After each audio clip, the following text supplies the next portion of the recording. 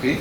Então, entrevista com o senhor Manuel Messias em 28/4/2011, terceira sessão para o projeto Marcas da Memória. Participam da entrevista eu, Pablo Porfírio e Pedro Dantas.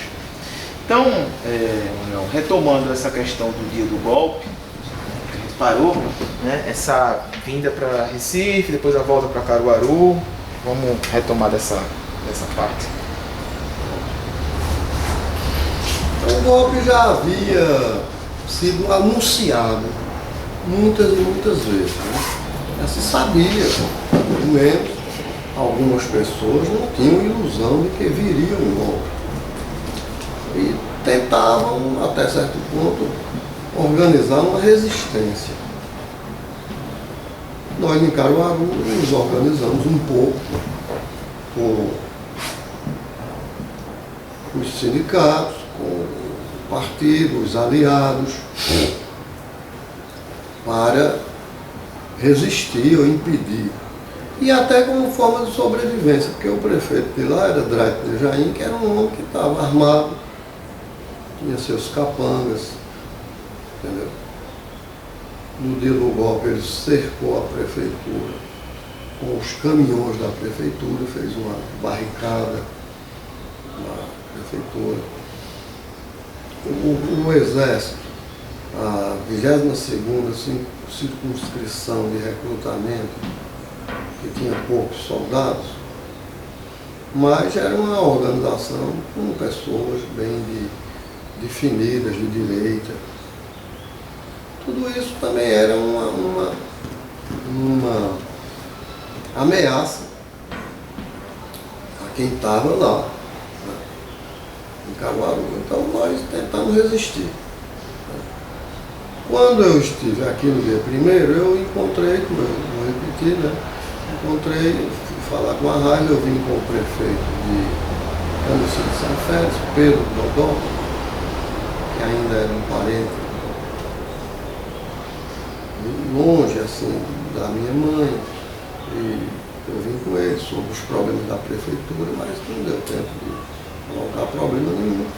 E quando eu estava com a Raiz, na residência do palácio, lá em cima, quando chegou o general Justino Alves Bastos, dizendo que estava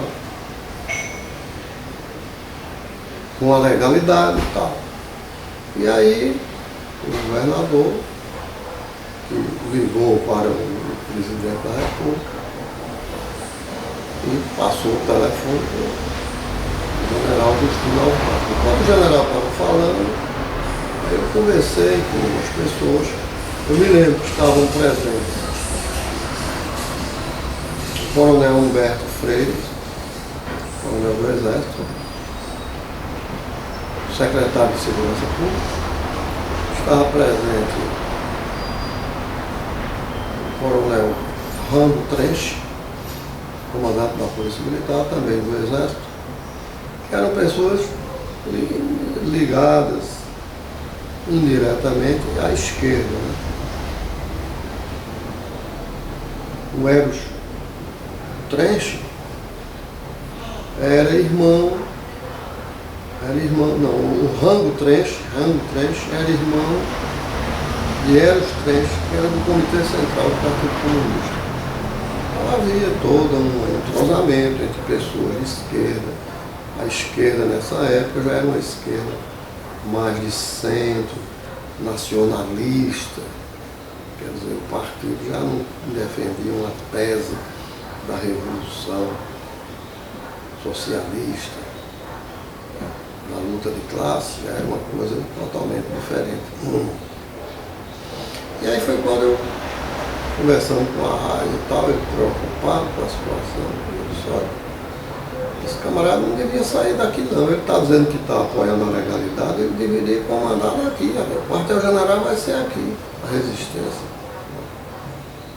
Mas eu tinha que voltar até Caruaru, era o dia 1º, eu voltei, fiquei lá, organizamos a resistência toda noite, do dia 31 para o dia 1º, só no dia 1º, à tarde é que nós nos desmobilizamos, porque não havia condições de reação. Então, a situação era essa, desmobilizar para ver, acompanhar os acontecimentos, né? Procurar se organizar, fazer algum tipo de documento, alguma proclamação pública e tal. Bem, quando eu estive na Argélia, já exilado, conversando com a Arraes, numa avenida que tem o nome de um herói, a Avenida de Luxo Murrado, é um herói argelino, e nós estávamos conversando num cafezinho e tal, e esse assunto entrou, aí ele me contou, há muito tempo que eu não encontrava com ele me contou que realmente ele deu ordem nesse sentido. Era também uma ideia de que o comando fosse ali no Palácio do Governo. Acho que o Exército, a polícia, os comandantes da polícia não aceitavam. E com a aproximação no outro dia dos tanques do Exército, praticamente a polícia se rendeu. Então não houve a mínima condição de se formar um comando ali e deixar um general ali, como ocorreu mais ou menos na crise da renúncia de Jânio Quadros, quando João Goulart estava na China e vinha para o Brasil e demorou quase 30 dias para chegar no Brasil. E Brizola reagiu com a polícia e foi o comandante, o general de exército Lopes Machado, comandante do 3º Exército, o exército mais importante do Brasil, o Exército da Fronteira. Ele foi lá falar com o governador e o governador praticamente organizou a resistência e deu ordem para ele sair. E ele terminou, ele que queria repreender o movimento do Brizola, que estava armando, distribuindo armas com a brigada militar, estava distribuindo armas e dando instrução militar à população. Ele praticamente ficou lá. Houve esse tipo de atitude do governador Leonel Brizola, e que a partir daí equilibrou a situação. O golpe foi impedido aí, o golpe que era um projeto da ultradireita, da chamada UDN, União Democrática Nacional, ligada ao grupo de Carlos Lacerda, Magalhães Pinto, pessoas mais de direita. Esse grupo já estava tentando o golpe há muitos anos. E eles tentaram esse golpe na renúncia, pegando a deixa da renúncia de Jânio Quadros. E esse movimento praticamente ele foi abafado, porque o general Lopes Machado, praticamente, diante dos acontecimentos, ele aderiu à legalidade, com um exército que é a maior tropa e, em termos de quantidade e qualidade, é o melhor exército do Brasil. Então isso jogou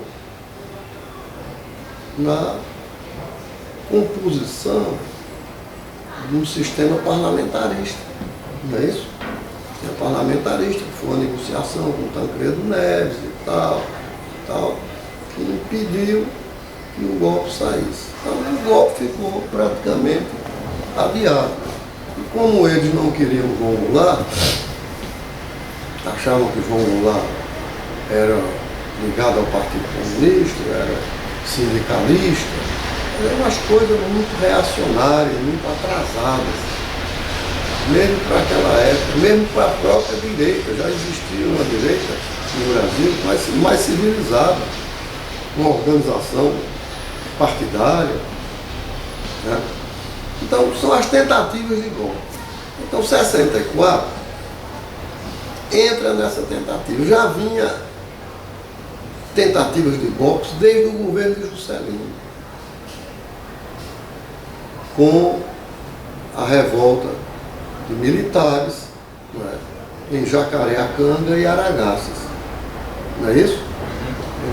Já era tentativa. Então, quando houve um golpe em 64, nós em Caruaru, praticamente nós estávamos preparados para enfrentar a realidade de lá, daquela região nossa. Né? Já o Recife, Zona da Mata, onde tinha um movimento sindical muito forte, o partido era muito forte, não houve resistência, não houve organização. Aí o senhor volta para Caruaru e aí como é que vai se proceder depois? Quer dizer, Recife está controlada pelos militares, Caruaru como fica nessa? Então, Caruaru nós nos reunimos com a polícia militar, ocupamos a área da delegacia de polícia. A delegacia de polícia era da polícia militar. Não existia polícia civil. E nós tínhamos um sargento e um cabo, que eram pessoas muito ligadas ao governador. Nós organizamos a resistência e passamos a dar instrução militar às pessoas, isso no dia 1º à noite, até de manhã. Quando nós entramos em contato, eu fui com o Tenente Ferraz até a estação ferroviária. De lá nós ligamos telefone e telex para nos informar da política que estava ocorrendo no Rio de Janeiro, em outros estados. E já de madrugada nós soubemos que não havia resistência. De manhã, no dia 1º, no dia 31, nós fomos para uma fazenda de um amigo nosso, e lá nós discutimos, houve uma discussão entre aliados, pessoas do partido, movimento sindical, algumas pessoas da igreja. Discutimos que não havia condições de resistir. Havíamos que desmobilizar. Escondemos as poucas armas que tínhamos. Teve uma pessoa que ficou encarregada, Josias, ficou encarregado de guardar essas armas. E até há pouco tempo essas armas ainda estavam enterradas, com plástico e tudo. Ele era o presidente do sindicato dos hoteleiros. Uma pessoa muito legal, muito inteligente. Está vivo, está aí para escrever a história. Então, e cada um fosse para onde quisesse ir, para onde pudesse se safar. Bem, nesse exato momento,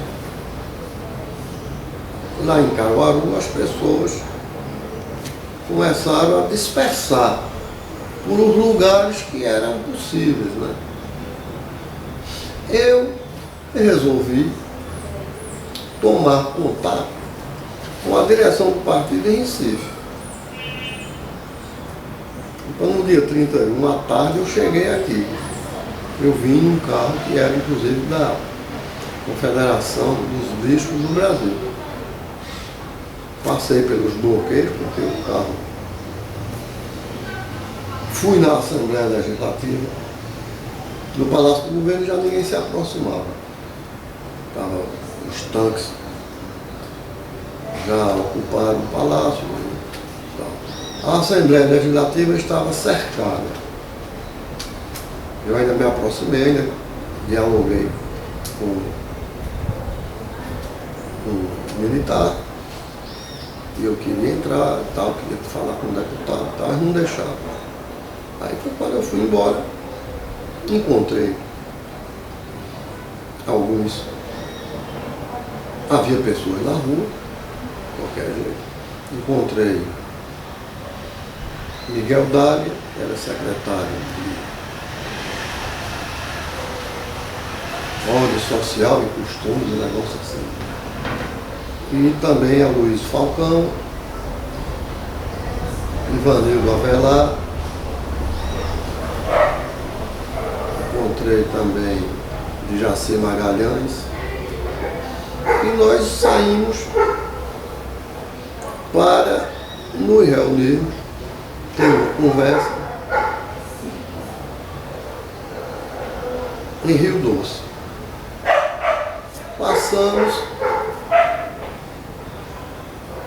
Passamos pelo bloqueio do Exército, porque um dos caras que estavam com a gente, conosco, era parente lá de um militar e ele tinha a senha. Ele tinha a senha e passamos. Não era uma coisa propriamente organizada, nem pelo Exército, pela direita, e muito menos a esquerda era totalmente desorganizada. E aí nos reunimos para aguardar informações. Né? O Martins também estava presente, Arsênio Martins Gomes, poeta de Caruaru.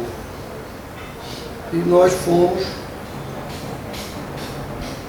nos reunimos numa casa em Rio Doce, não me lembro bem onde era, à noite, e aguardamos notícias. Né? As notícias eram difíceis, né?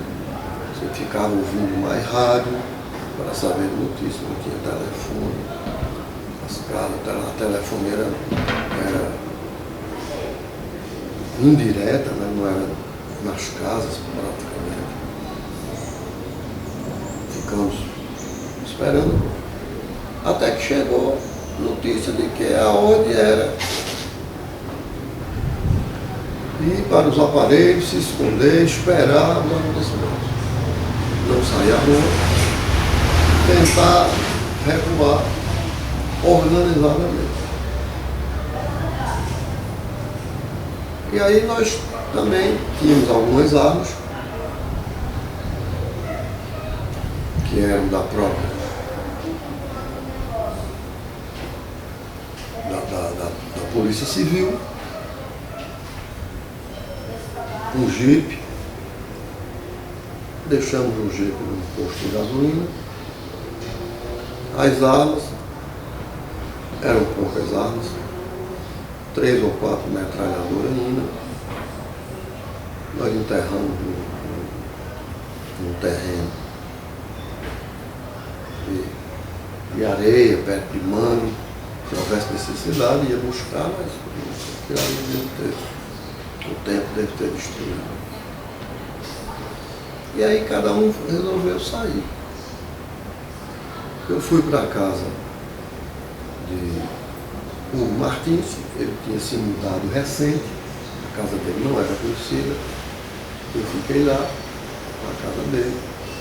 A Luiz Falcão tomou o destino pela Paraíba, outras pessoas foram de barco até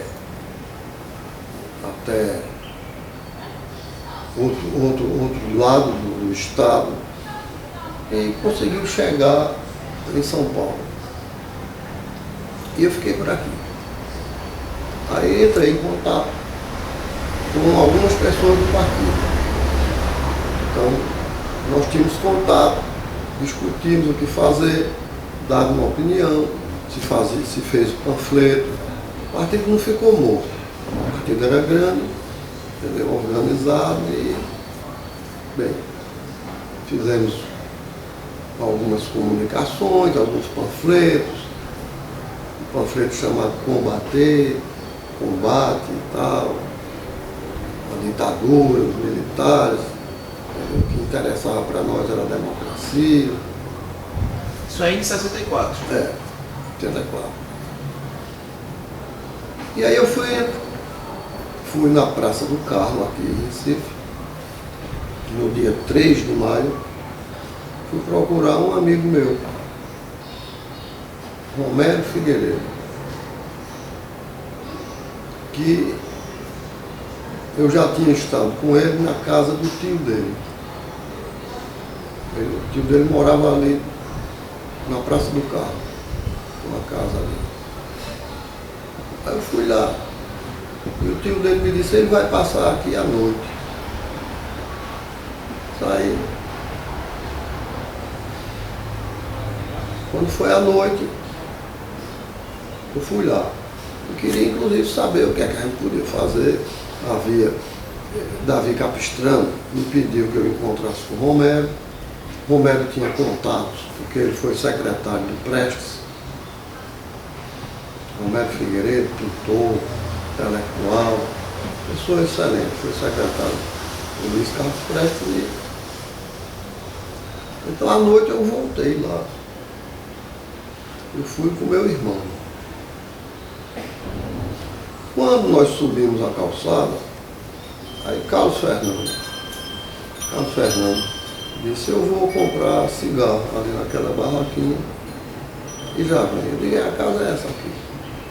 Aí ele saiu. Cheguei lá. Toquei, o camarada disse, pode entrar o tio do Romero. Ele está chegando agora mesmo. Aí quando eu entrei, chegou a polícia. Quando eu fui preso, no dia 3 de maio. Esse cara me delatou a polícia.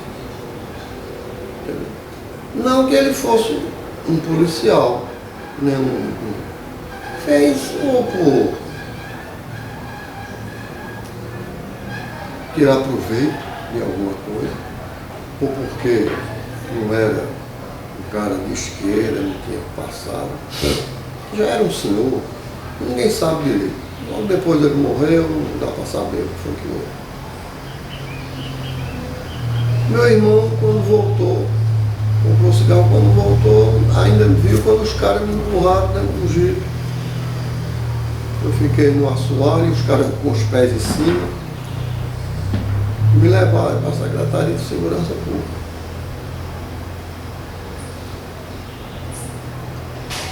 Lá eu fiquei vários dias na Secretaria de Segurança Pública, no BUC, e muita gente presa. Onde funcionava? Onde funcionava a secretaria?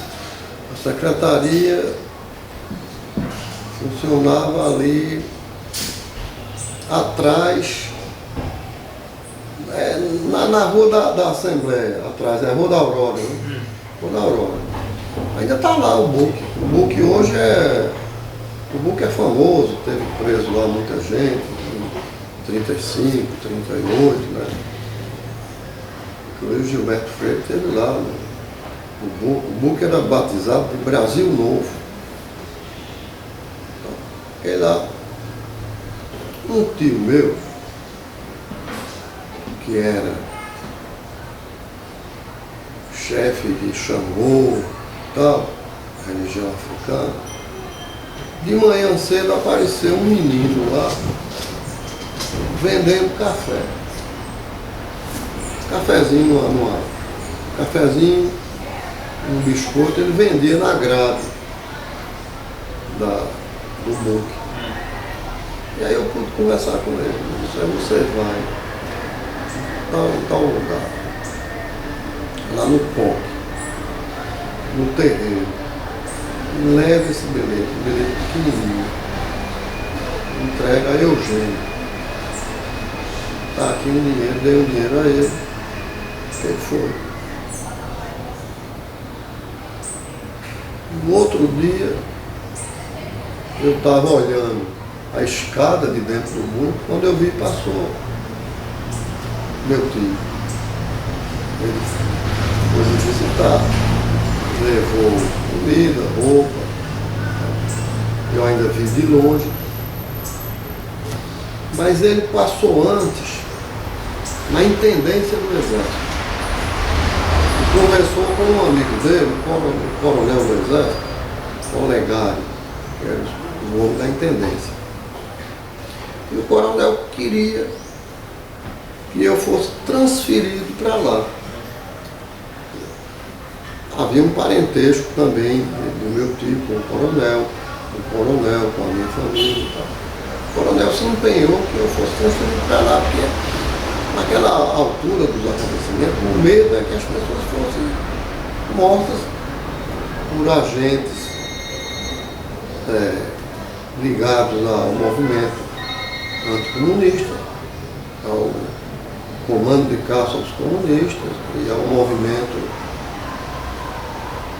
anticomunista, mas é que isso ocorresse. Então ele foi lá, mas não tentou. Com a tentativa dele, aí eu fui transferido, piorou a minha situação. Eu fui transferido para o quartel de Vilop, Casa Forte.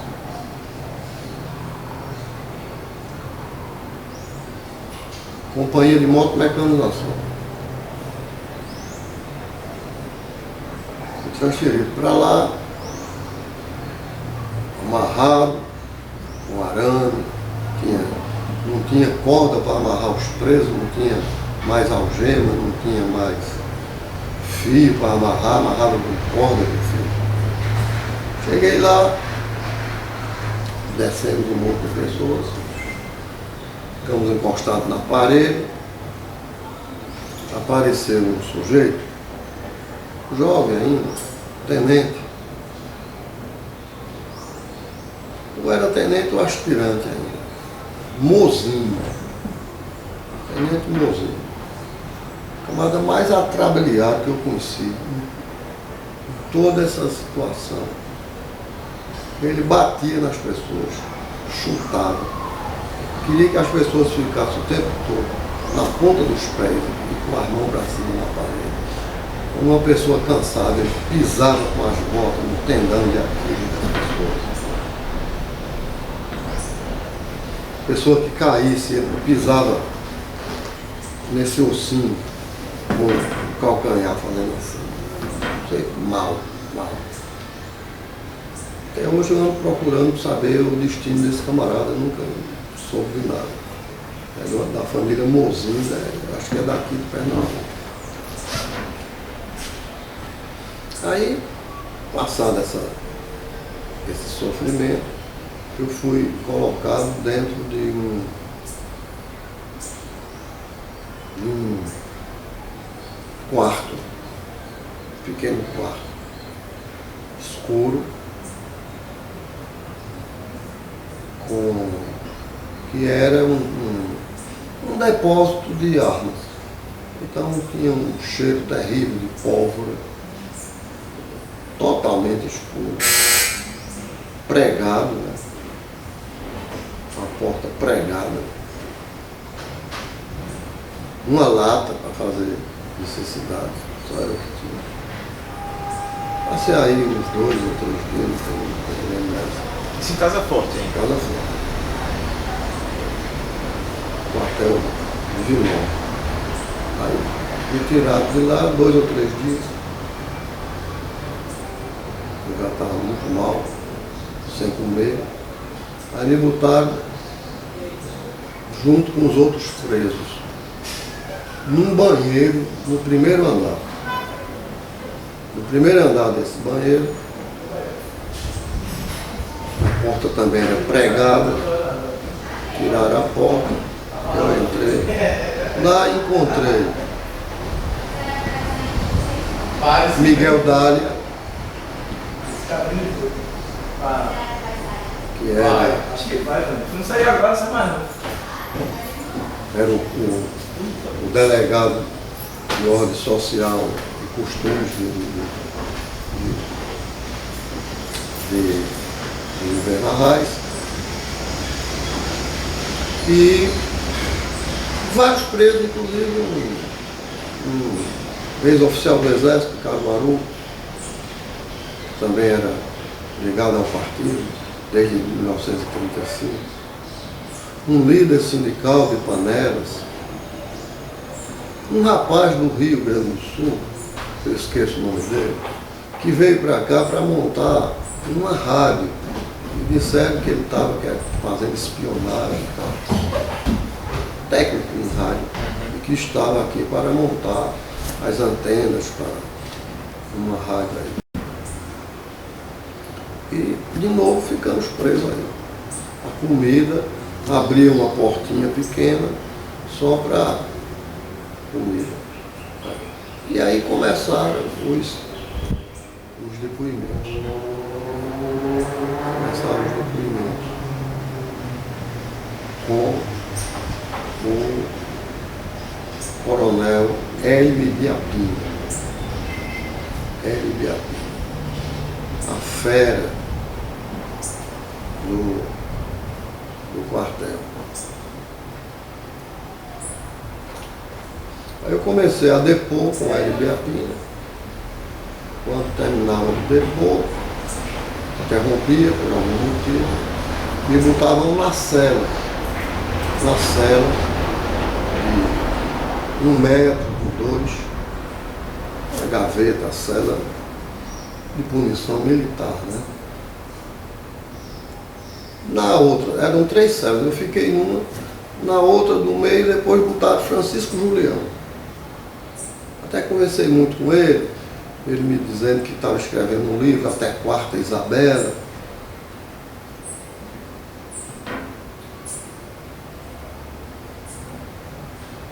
Ficamos lá. Isso já ainda era 64? 64, os primeiros dias. Não tinha nem 2 meses ainda.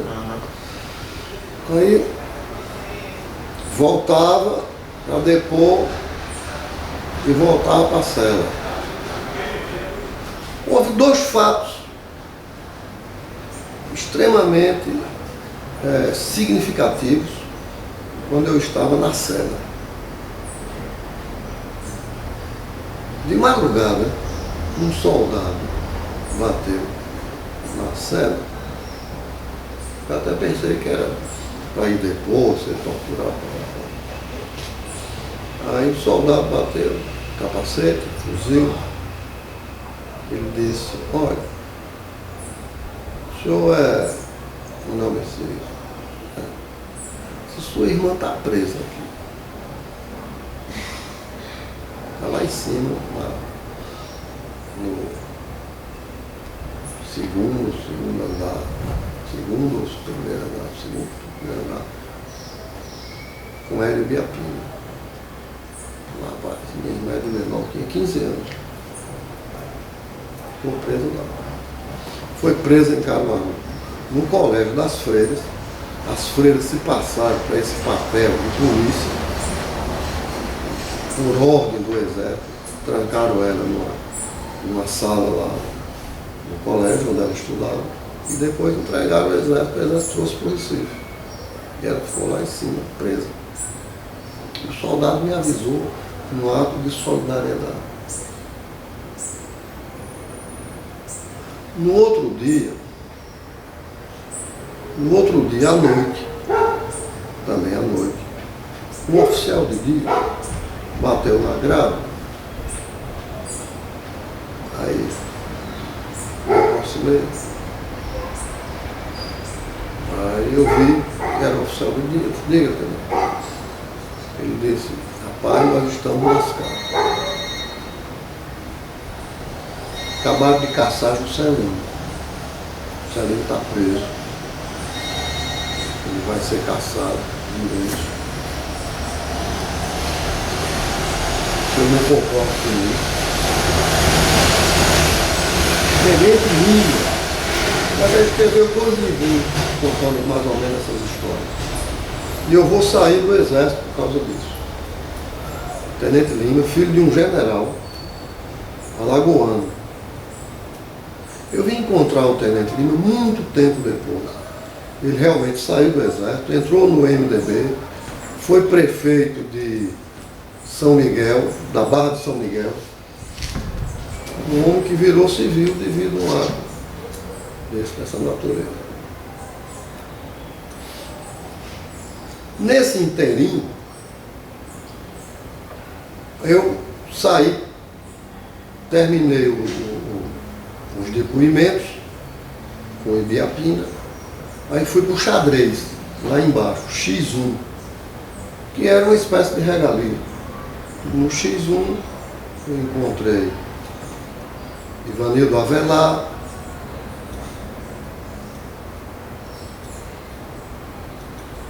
se não me engano, políticos, vereadores, deputados. Encontrei também o deputado Gilberto Azevedo, encontrei Jarbo Holanda, que era vereador. Era uma cela que tinha umas 20 pessoas. Celso Marconi, estava preso, estava lá no X1, porque participou de um banquete oferecido pelos chineses que estiveram aqui em Pernambuco querendo abrir relações comerciais com o Brasil. E oferecer para a imprensa um banquete. Um banquete não, um almoço. E por isso, Celso Marconi foi preso. Bem, nesse inteirinho, chegou preso um jovem do Rio Grande do Sul, que veio para esse lado de cá, era desertor do Exército, e terminou preso aqui. Depois chegou o filho, Sérgio Cidade Rezende, filho do Marechal Taurino, que era o comandante-geral dos inquéritos. Comandante-geral dos inquéritos policiais militares.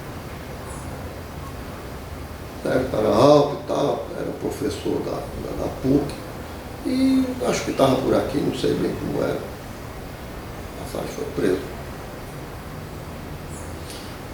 Através dele, ele foi torturado e psicologicamente, outras pessoas que foram torturadas e tal. Né?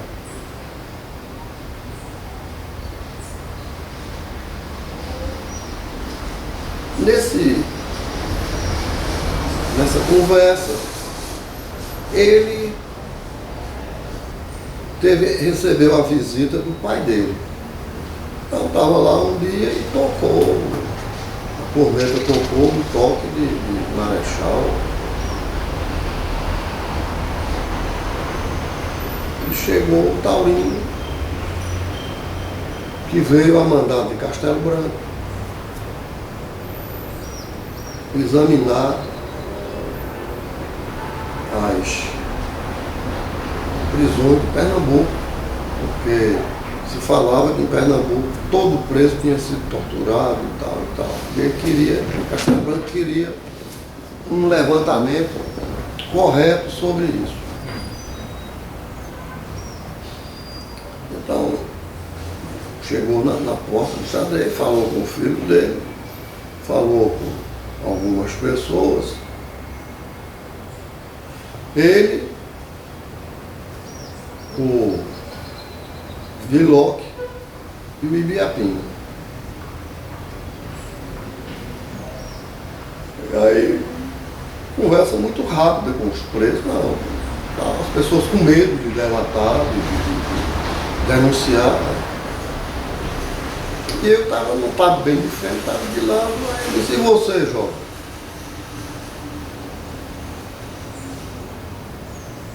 Aí eu disse a ele, olha,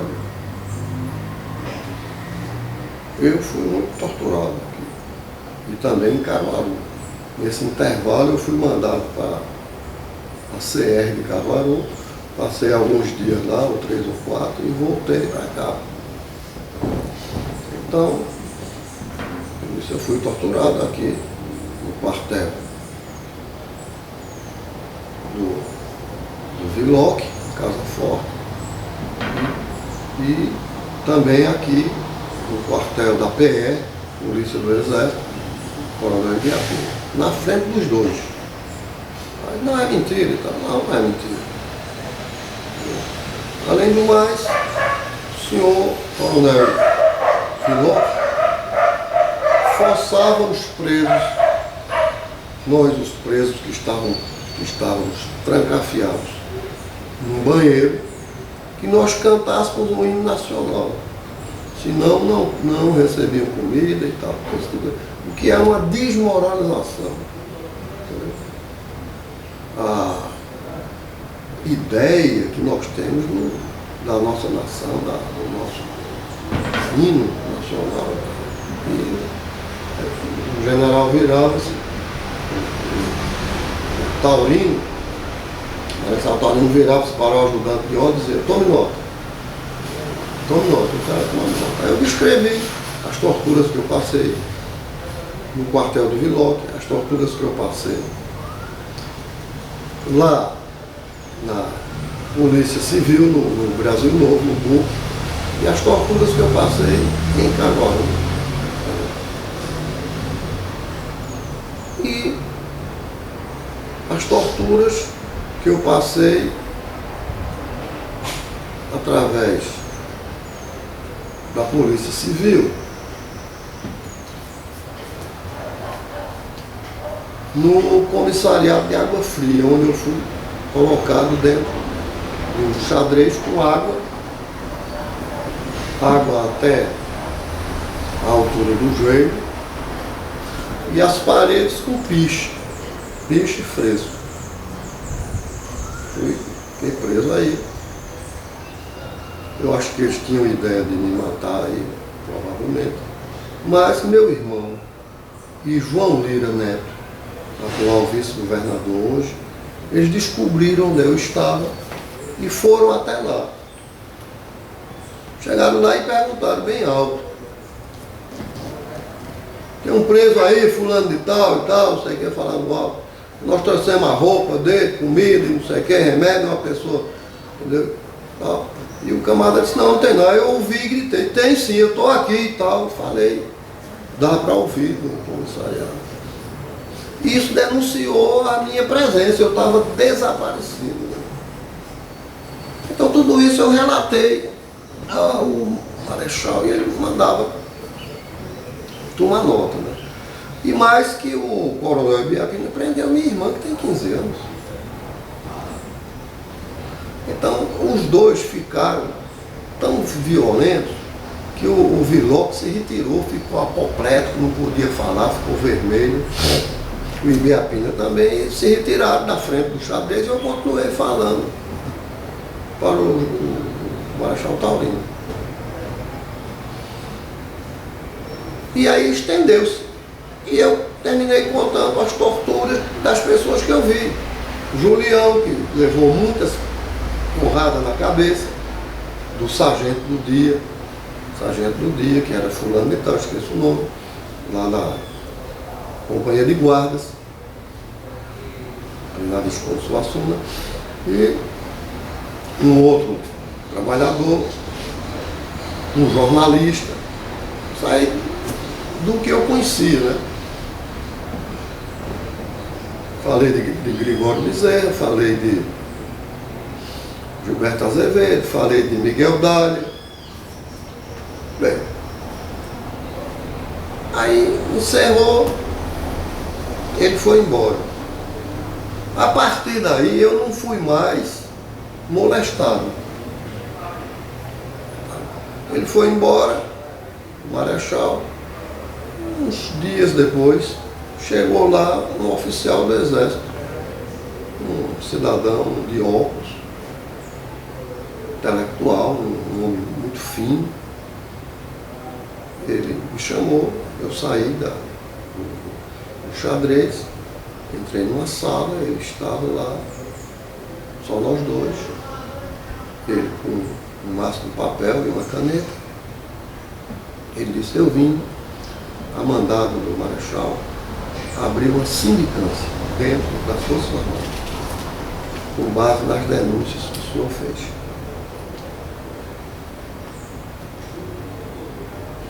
Então eu estou aqui, que eu vou lhe fazer perguntas e vou escrever à mão todas as perguntas. Você responde as que quiser, analisa do jeito que quiser. E depois você lê tudo, modifica algo que queira, acresce algo que acha importante.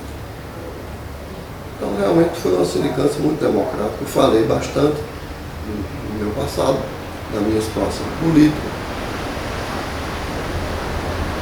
do que é que eu era. O partido praticamente não era ilegal, era uma ilegalidade formal, puramente formal. Eu era secretário do partido, eu tinha estudado na União Soviética, economia, ciências políticas, durante um período. E saí aí conversando e terminou. Me mostrou, eu li, acrescentei mais algumas coisas que eu queria falar sobre Castelo Branco, porque eu vi os documentos do Castelo Branco, os documentos que ele criava o Banco Central, que era uma tese defendida pelo Partido Comunista. O Banco Central, a reforma agrária, ele criou o INCRA. Então tinha esses dois aspectos que eram coisas levantadas pela esquerda. Então esperavam que isso tivesse algum resultado, não fosse uma mera, mas que eu observava que existia por trás disso uma outra força política, de uma chamada linha dura, já se manifestava nessa época. Dei minhas opiniões. Essa sindicância, eu não sei o que foi que houve com ela. Esse oficial, que era o capitão do exército, nunca mais vi. Muito inteligente, ele levou tudo que eu disse, assinei. Ele não conversou com mais ninguém no quartel, nem com os oficiais. E disse que era uma sindicância. Nunca soube de nenhum resultado desses documentos dentro da sindicância. Gostaria muito de saber. Já está na época da gente saber dos documentos, procurar saber essa história de sigilo. Não existe sigilo, isso é a história do Brasil. Tem que abrir os documentos. Tem que abrir os documentos do Exército. Exército, Marinha, Aeronáutica, todos eles a mandado da polícia. A polícia civil era pau mandado, a polícia militar era pau mandado, era a orientação deles. Né? E esses depoimentos, os interrogatórios, né, do Ibiapina, que lembrança o senhor tem assim, do que eles perguntavam? Qual era o interesse maior que eles tinham de saber nos interrogatórios? O senhor lembra de perguntas? Qual era o direcionamento? Lembro, os interrogatórios eram muito fora da realidade. Totalmente fora da realidade. Né? Que eu confessasse que ia colocar veneno da água de Caruaru, porque a caixa d'água de Caruaru fica junto da delegacia de polícia, que é no Morro Bom Jesus, no sopé do morro. Que eu tinha recebido armas de Cuba, que tinha muitas armas, que eu não tinha ido para a União Soviética estudar economia, eu fui para Cuba estudar guerrilha, que o partido estava preparando a luta armada, coisas que não tinham nada a ver com o mundo real. Não tinham nada a ver com o mundo real. Que eu delatasse quem eram as pessoas que estavam envolvidas nisso. Envolvido. E eu respondi que envolvido politicamente eram as pessoas que eram conhecidas da polícia, do exército, que eram as pessoas ligadas ao partido oficialmente. Não havia esse tipo. E o debate era sobre isso.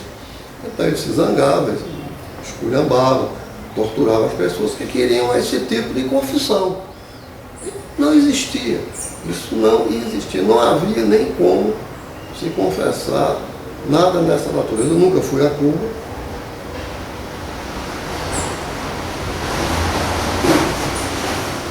os depoimentos giravam em torno disso. Escavaram a casa da minha mãe em Caruaru, o chão da casa e a sala de visita, abriram valas procurando armas. Nunca encontraram, não existia nenhuma.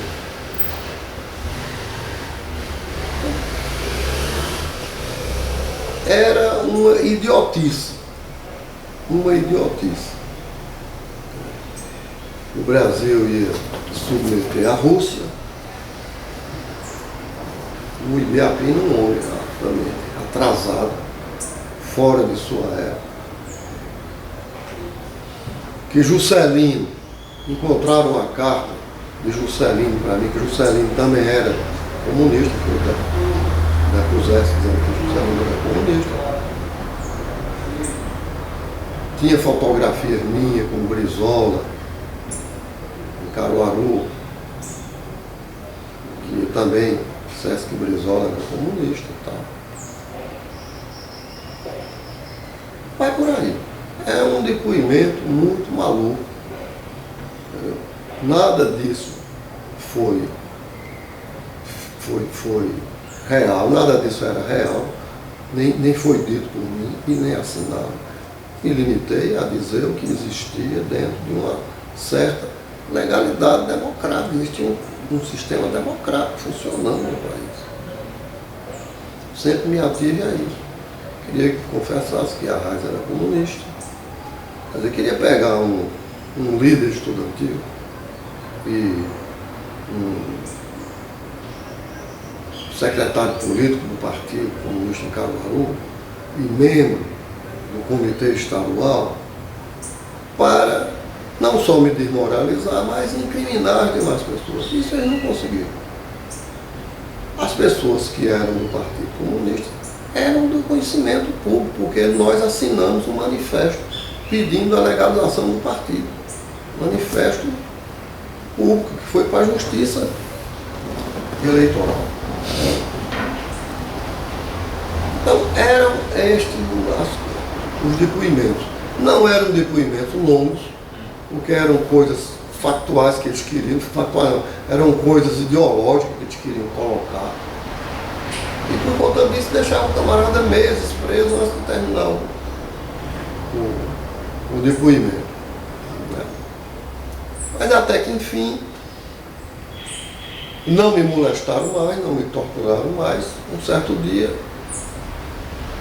o Ibiapina mandou me chamar, eu fui. Hoje você tem que terminar o depoimento. Aí trouxe aquilo tudo, aquela papelada toda, um camarada batendo na máquina lá. Tinha mais nada a acrescentar. Assinei lá o que eu tinha falado. E ele me mandou, no mesmo dia, para a casa de detenção. Quando encerrava os depoimentos, a pessoa ia para um depósito de presos. Aí a casa de detenção. Fui lá para a casa de detenção. Lá encontrei muitos políticos, muitas pessoas, né? Valdomiro Moraes, ex-deputado estadual. Encontrei Jabo Holanda, ex-vereador, foi caçado. Gregório Bezerra, eu fiquei numa cela pequenininha, eu e ele. Uma cela bem pequenininha no raio leste, ou sul. Acho que era o raio leste. Ainda está lá essa cela. Nós podemos ir lá depois. Fotografar que essa cela está lá como museu. É junto das lojinhas, tem uma cela bem pequena. Fiquei lá, melhorei, fui me tratar, fui contaminado com o vírus da tuberculose, devido aos dias que eu passei lá em água fria, dentro d'água, sem comer, estava muito doente. Fui para o hospital militar, depois voltei para a enfermaria da casa de detenção, continuei tomando os remédios, era uma coisa muito recente, os médicos me ajudaram muito, né? Fernando Barbosa, que é Fernando Balaião, que era médico, também me ajudou muito, ele e os médicos daqui. Né? E eu fiquei aí até, se não me engano, 66. Em 1966, né? Ainda existia habeas corpus, antes do final do 66, se não me engano. Eu saí com um habeas corpus.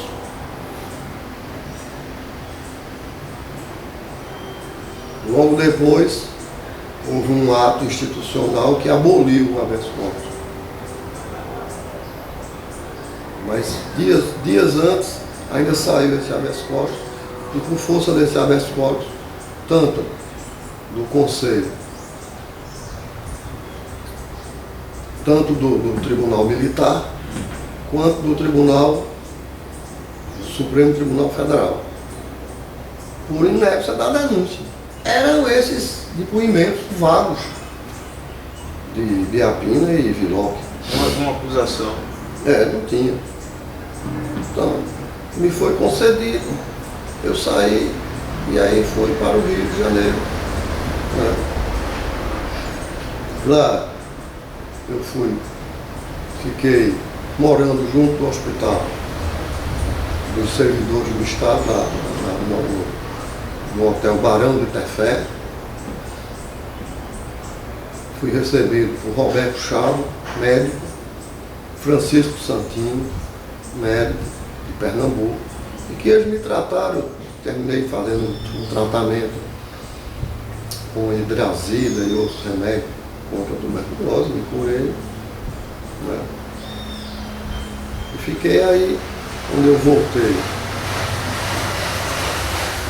a trabalhar, fui estudar, fui fazer meu curso de economia, entrei para a faculdade, fui trabalhar, criei uma empresa que trabalhava junto com a Bolsa de Valores. Mas aí essa parte eu já quero analisar mais à frente. Veja se tem mais perguntas sobre Se quiser ficar por aqui, a gente pode. Tem 1 hora de entrevista. Quer parar? Que a gente retoma dessa parte já.